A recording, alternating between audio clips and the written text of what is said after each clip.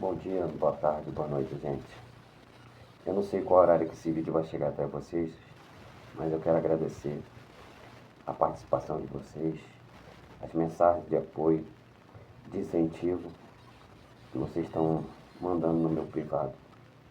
Como vocês sabem, está fazendo quase uma semana que eu não gravo nada, não boto nenhum vídeo no canal. Como tenho falado em outros vídeos, em outros relatos, a demanda que eu estou tendo com relação ao trabalho, com relação aos estudos, e aos atendimentos online, de um grupo de pessoas que eu estou me dedicando. Então, enfim, hoje estamos aqui para gravar, para falar de um guardião, mais um guardião, com a permissão de todos os outros espíritos afins, para que possa guiar essa pequena homenagem. É um guardião que eu tenho muito respeito e admiração, não só pelos seus estudos, pelos seus ensinamentos, mas pela forma com que ele orienta e ensina, com a transparência com que ele orienta e ensina em suas palestras, em dividir o seu conhecimento. Como de fato eu vou deixar por último o nome e o seu conhecimento, que para mim eu acho que tem que ser repartido. Ok? Então vamos lá. Ele nasceu em meados de 2026 anos atrás, em meados da Judéia, onde esteve um grande mestre encarnado, um grande avatar encarnado, ao qual muitos conhecem por Jesus, o Nazareno, Jesus de Nazaré, na Igreja Católica.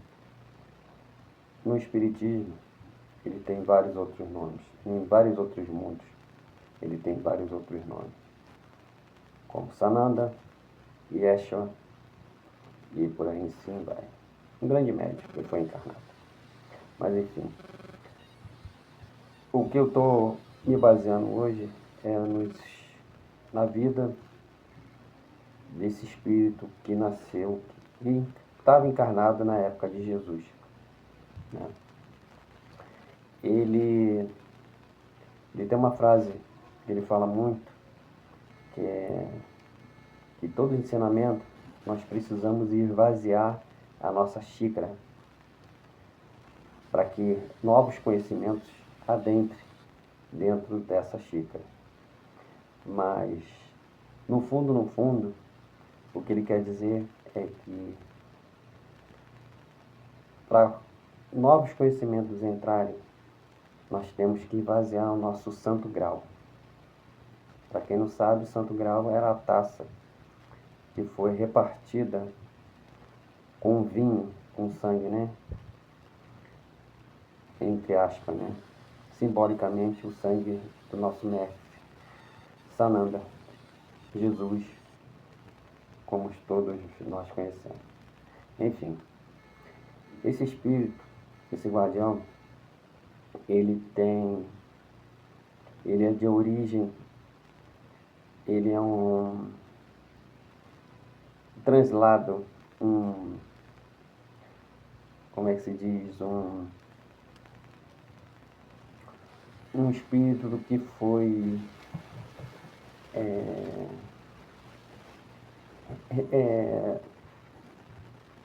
como é que se diz, a forma que todo mundo possa entender. Ele foi convidado a se retirar de um planeta reptiliano. Esse planeta, devido à sua transmigração, ele cometeu muitos assassinatos, foi responsável por muitas mortes, né? Então, devido à evolução desse planeta reptiliano, em que somente os que tinham evolução para permanecer nesse planeta ficaram. E ele, por cometer muitos erros, ter muitos na sua conta, né? Muitas mortes, ele foi convidado pelo mestre Sananda a reencarnar num planeta 3D, num planeta primário de provas e expiações, que na época se chamava, que é conhecido até hoje, né, como Tiamat no universo, mas pra gente é conhecido como Terra. Pois bem, ele veio para cá exilado, né? Ele foi exilado de um planeta chamado Rex, ao qual a sua origem é reptiliana. Pois bem, ele chegou aqui e reencarnou como Dimas. Alguém sabe na Bíblia quem foi Dimas? Não? Comenta aí nos comentários. Quem foi Dimas? Pois bem, ele reencarnou como Dimas na época do nosso mestre Sananda. E, por sua vez, ele foi crucificado junto com o mestre. Muitos o conhecem como Dimas, o ladrão bondoso. Já está errado por aí. Mas enfim, temos que esvaziar o nosso grau para que novos conhecimentos adentrem em nosso perispírito, em nossa mente, em nossa evolução. Pois bem, ele foi crucificado junto com o mestre e um outro ladrão, ao qual muitos chamam de Edras, né? Se não estiver enganado, acho que é Edras o nome. Mas enfim, eu vou me basear na vida desse guardião. Ok. Ele tem em sua jornada, naquela época, ele foi muito amigo de Judas e teve uma participação na crucificação quando Judas foi chamado ao Cenésio para uma negociação, ok? Judas foi chamado ao Cenésio para uma negociação e não para uma traição ao mestre, como nós todos conhecemos até hoje, em relatos, em papiros, em escritas e na própria Bíblia, como está escrito, tá? Então, esse espírito, esse guardião, relata que Judas foi chamado ao Cenésio pelos sacerdotes da época para participar de uma negociação. Ou seja, depois que Jesus adentrou no domingo de Ramos, na Judéia, né, montado num jumentinho, em que todo mundo o ovacionou, né, chamando o mesmo de rei, os sacerdotes ficaram com medo de que houvesse represálias com relação por parte de Roma, né? Que no caso seriam os governadores, o governador romano, Pôncio Pilatos. Então os sacerdotes da época, principalmente Caifás, chamou Judas para que pudesse negociar a saída do mestre da Judéia. Ou seja, se ele permanecesse ali, o governador romano, Pôncio Pilatos, poderia prender todos os sacerdotes e acabar com todas as mordomias que os sacerdotes tinham na época. Ou seja, os sacerdotes possuíam ao redor do templo várias pontos comerciais, né? Vamos dizer assim, trazendo para a nossa época, né? Várias barraquinhas comerciais, onde eram vendidos de um tudo, né? De animais para sacrifícios, de troca de moedas, de oferendas, né? Que eram compradas por judeus de todas as regiões para que fosse oferecido, né, no templo, porque era a época da Páscoa, né, para expiar os pecados. Então os sacerdotes tinham medo de que o governador romano, sabendo de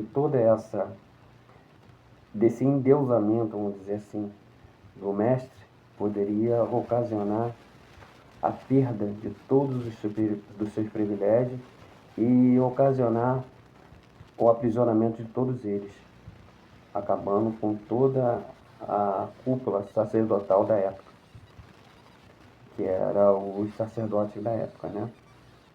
Enfim, quando Judas foi chamado para essa negociata, para que convencesse ao mestre que se retirasse da Judéia, que fosse embora da Judéia, para que nenhum mal maior acontecesse, foi oferecido a Judas 30 moedas de prata, ou, como nós conhecemos, como 30 denários. Esses 30 denários foram oferecidos a Judas para que ele convencesse a Jesus a sair da Judéia. Só que Judas era um temente ao mestre. Ele era um dos discípulos mais próximos de Jesus. Ou seja, ele possuía, na época, o controle de todas as manifestações, de toda a bolsa financeira do grupo, né? Além do mais, Judas também era rico, falava vários idiomas da época, tinha conhecimento e influência diante de todo um sacerdócio, de toda uma cúpula de comércio que existia na época na Judéia, em Belém. Então, por sua vez, ele não precisava dessas 30 moedas. Ele não aceitou essas 30 moedas. Que fique bem claro. Ele não aceitou as 30 moedas. Quando ele ficou sabendo qual era o verdadeiro plano dos sacerdotes, ele simplesmente não aceitou as moedas, ao qual essas moedas caíram ao chão. Aí é onde entra a parte do guardião, que estava presente, que estava perto de toda essa negociata do sacerdote com Judas. E Judas não pegou essas moedas caíram ao chão.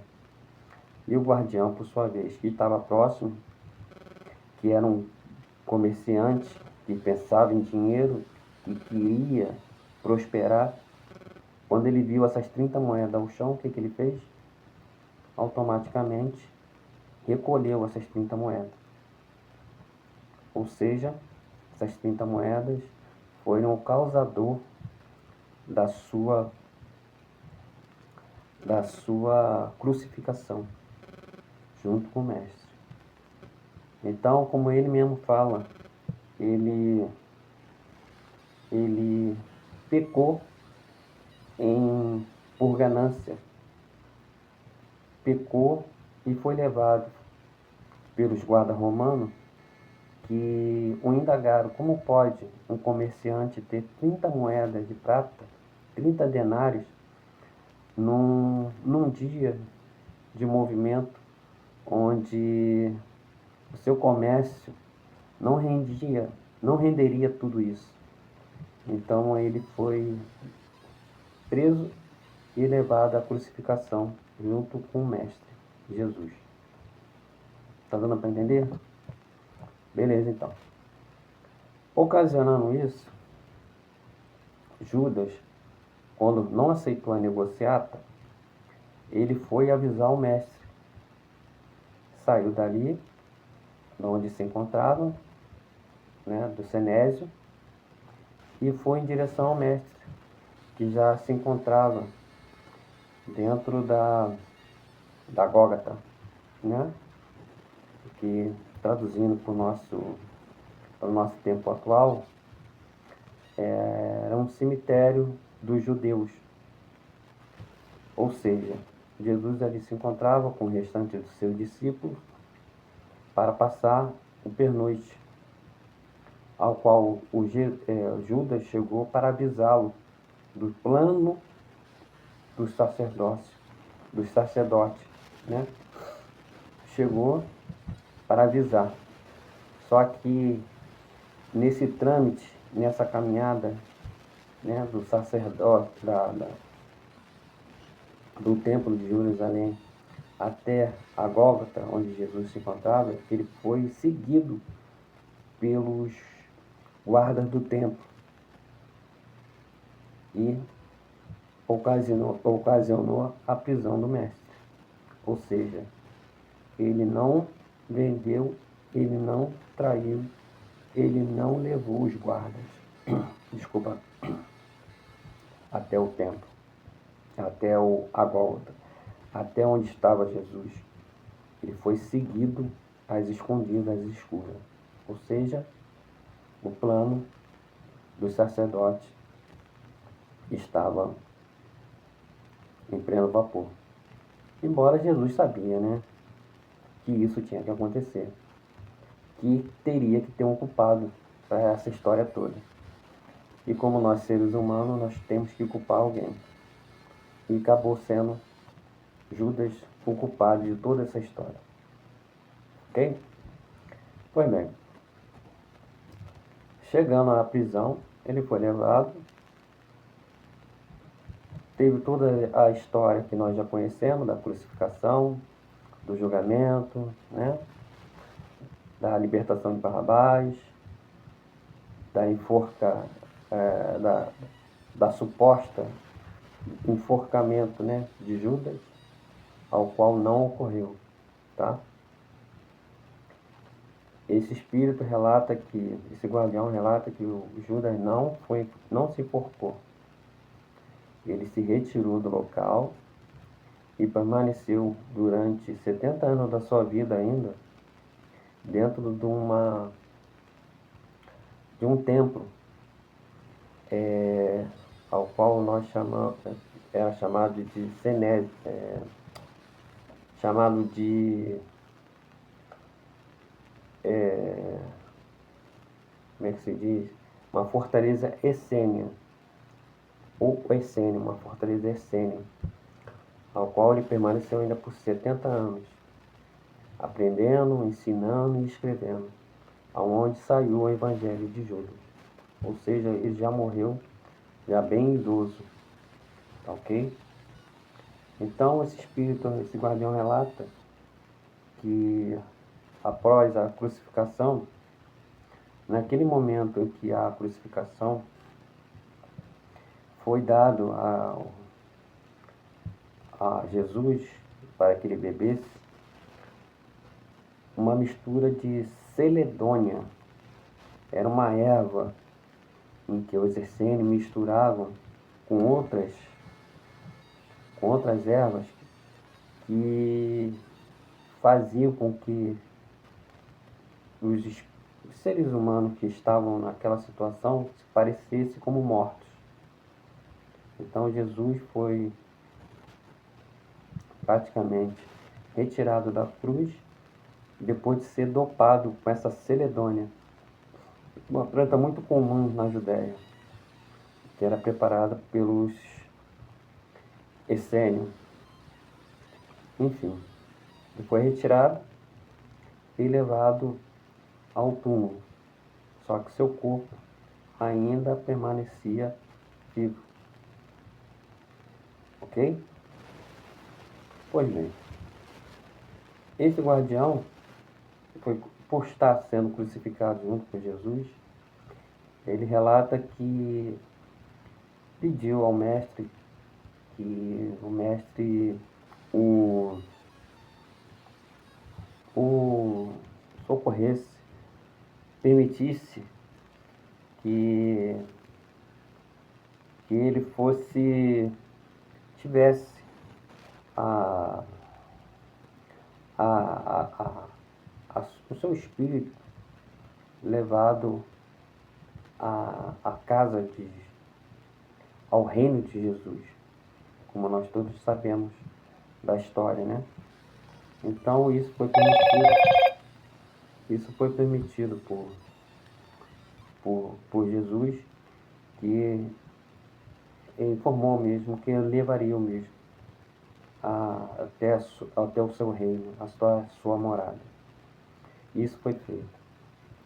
Em seguida, depois de toda esse trâmite, toda essa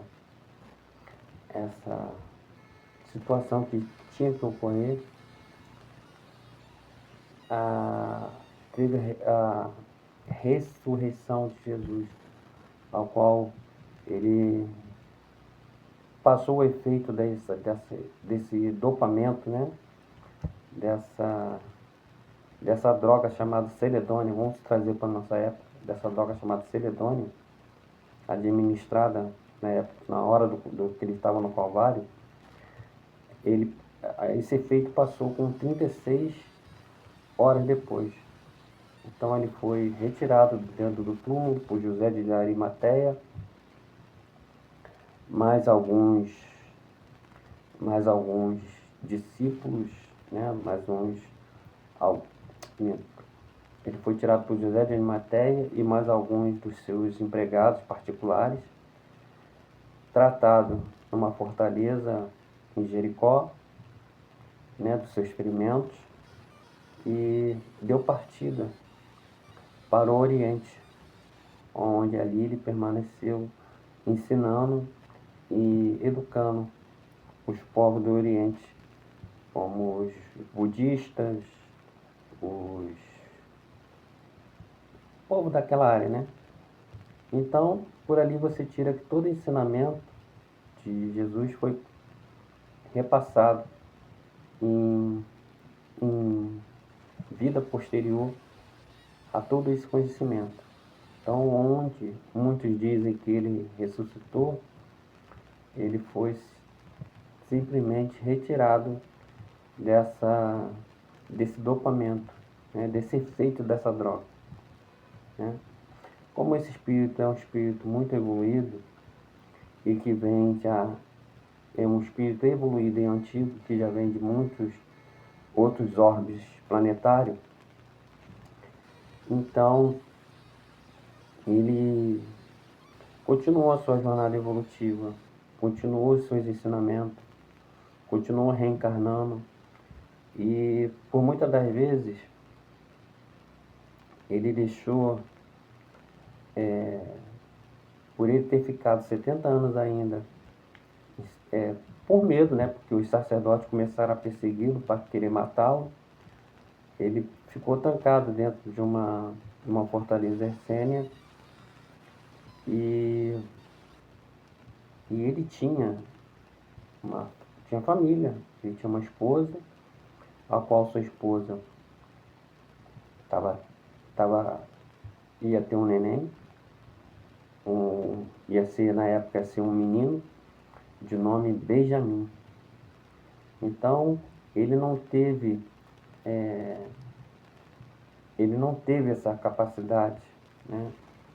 Ele não teve essa particularidade de sair, né,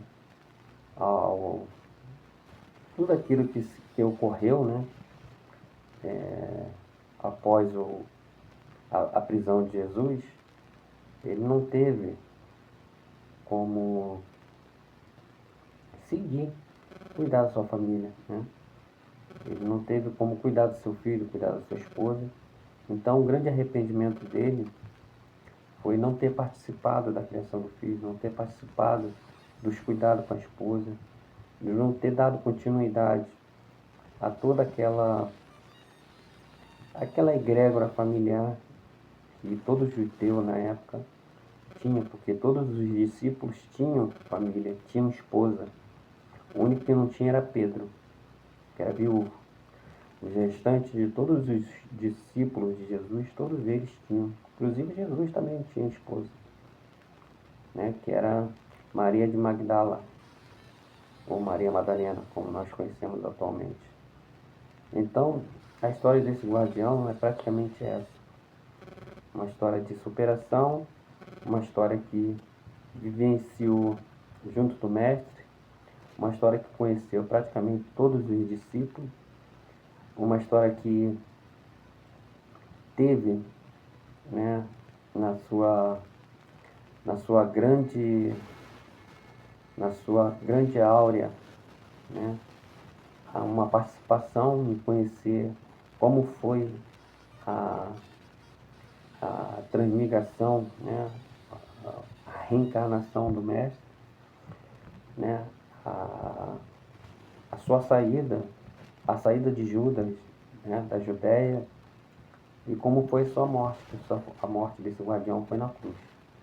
Então que fica bem especificado que o Mestre Jesus, ele não foi morto, né? Ele foi dopado, depois de todas aquelas situações que nós conhecemos, né, da crucificação, do martírio do Cristo. Judas, por sua vez, ele não se enforcou, ele foi seguir o caminho dele, foi aprender, foi ensinar, porque ele era ele queria conhecer as magias dos essênios da época, né? Que era um grande mestre, né, de conhecimento do universo, de fórmulas, de magia, etc. Então ele queria conhecer como assim também foi com José de Arimateia. Então esse guardião participou de todos esses eventos, ao qual culminou a sua morte ao recolher os 30 denários que caíram ao chão, a qual Judas não quis receber. Então a história desse guardião se passa praticamente por isso, por essa fase. Sendo que na hora da crucificação teve uma forte ventania, teve um forte estrondo, a qual o véu do templo se rasgou de cima para baixo. Né? Essa é a história que nós todos conhecemos. E é uma história verídica, realmente. Só que essa ventania toda, a qual originou o nome desse guardião. Então esse guardião hoje é conhecido nos terreiros de Umbanda, nos terreiros de Candomblé, como Guardião Ventania, ou Exu Ventania.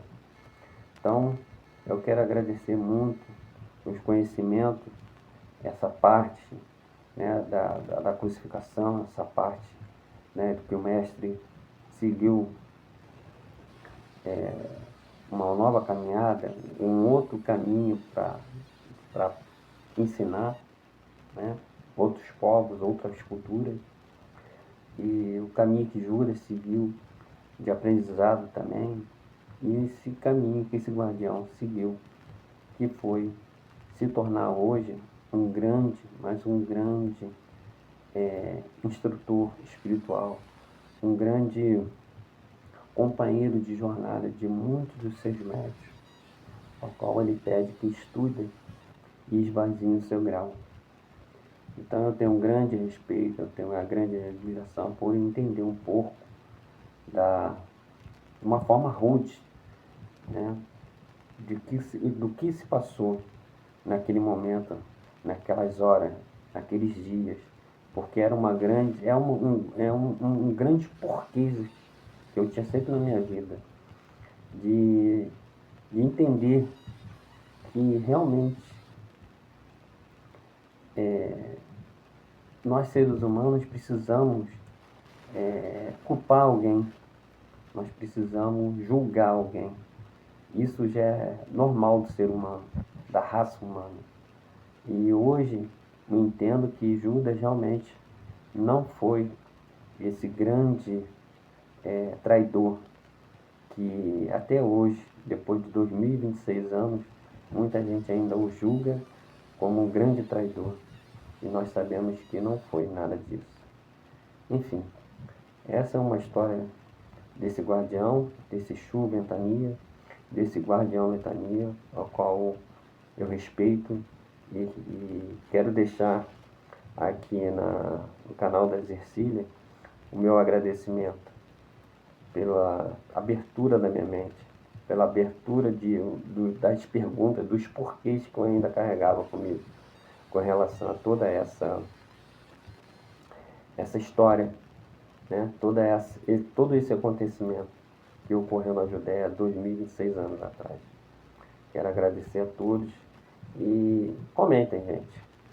Comentem, porque é uma história que realmente nós temos que esvaziar o nosso grau, nós temos que esvaziar a nossa mente, nós temos que esvaziar tudo que nós conhecemos da Bíblia atual, dos acontecimentos de 2026 anos atrás da Judéia, o nosso mestre, e entender que realmente o ser humano ele tem que abrir a mente para muita coisa ainda, né? Então eu fico agradecido por ter tido a possibilidade de contar do meu modo, do meu jeito rude, essa história que ele me permitiu hoje estar contando no meu canal. Tá ok, gente? Obrigado aí a todos aí, fique com Deus e boa noite a todos.